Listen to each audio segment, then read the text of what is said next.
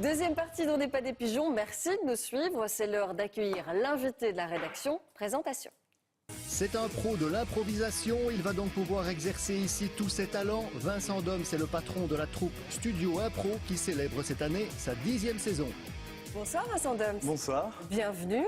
Merci d'avoir accepté notre invitation. Vous allez avoir 3 minutes pour nous prouver, pour nous démontrer qu'il faut absolument aller voir votre spectacle d'improvisation. Et pour vous interroger ce soir, ce sera la plus comédienne d'entre nous, Caroline. Jingle.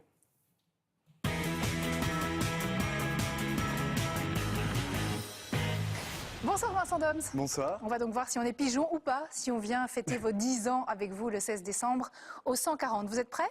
Tout à fait. C'est parti. Alors Studio Impro, c'est le nom de ce spectacle. C'est un mariage entre cinéma et improvisation, c'est-à-dire ?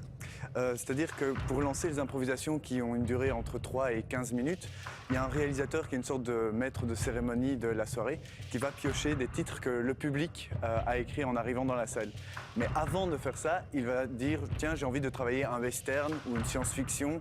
Et donc ça peut créer, souvent d'ailleurs ça crée une confrontation absurde entre ce que le réalisateur veut. Par exemple, il veut un western et il tire un titre que le public a écrit qui est « Les embouteillages du lundi matin ». Et donc il faut se débrouiller, les comédiens après doivent se débrouiller pour faire un film qui respecte le genre du film et la contrainte imposée par le public. Très bien.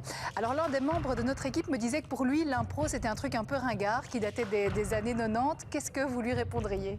Je dirais qu'il ne connaît que le match d'impro, qui effectivement était extraordinaire dans les années 90, qu'il l'est toujours, mais aujourd'hui il y a d'autres concepts d'improvisation. Ouais. On s'est un petit peu émancipé du match d'impro, qui est un spectacle d'impro, mais extrêmement connu. D'ailleurs aujourd'hui les gens confondent un petit peu en disant on dit l'impro, on dit la ligue, alors qu'il y a énormément de concepts qui ont fleuri à côté du match, parfois inspirés du match ou pas. Ouais. Mais en fait c'est un outil de création qui permet de faire tellement d'autres spectacles qu'il y en a beaucoup d'autres. Voilà, j'espère qu'il a eu sa réponse.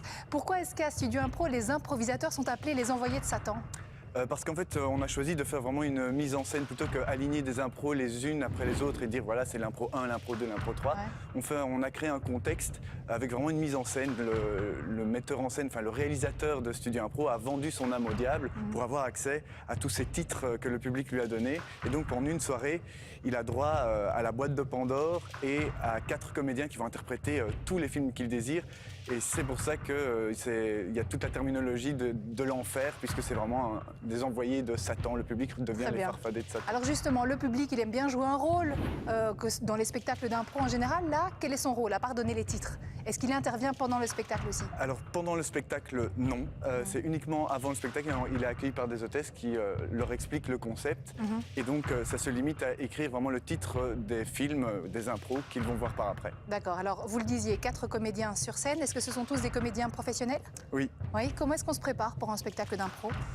On s'entraîne énormément. L'imagination, c'est un petit peu comme un muscle. Il faut s'entraîner beaucoup.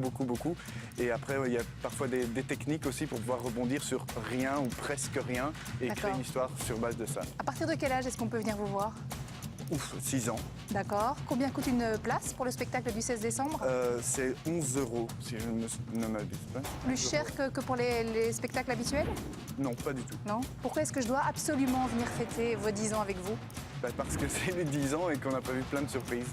Eh bien, ce sera le mot de la fin. Merci, Vincent Doms. Merci à vous. Merci beaucoup, Caroline. Restez avec nous, Vincent Doms. Venez vous asseoir, d'ailleurs, autour de la table. Des réflexions Uber, par exemple. Oui, voilà.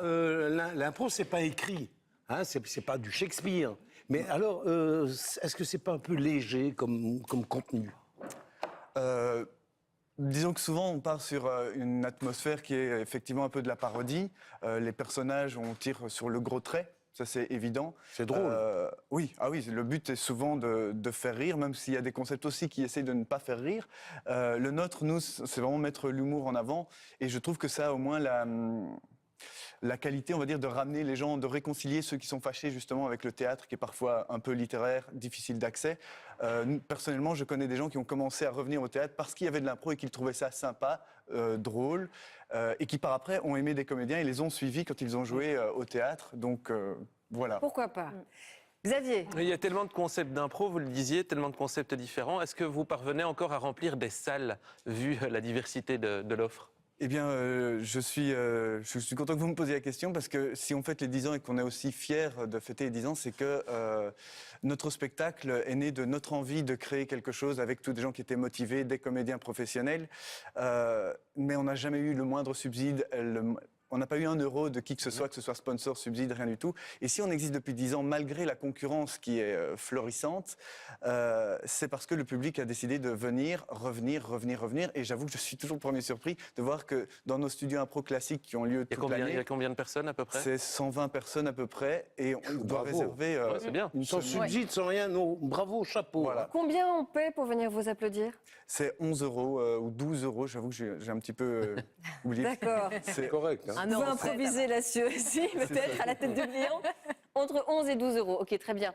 Est-ce que vous considérez que quand on va voir un spectacle d'impro, et donc on ne sait pas ce qu'on va voir, on est pigeon ou pas pigeon? Pas pigeon. Non, de pas la table. pigeon. On Là, n'est pas là, pigeon non. parce que c'est justement parce qu'on ne sait pas ce qu'on va Ah oui. voir qu'on va Voilà. le voir. Ah ben, les chroniqueurs ont donné leur avis et on ira vous applaudir avec plaisir. Donc c'est le 16 décembre à 20h30 au théâtre 140 et ce sont les 10 ans de Studio Impro. Merci Vincent Dom. Merci à vous. À bientôt peut-être.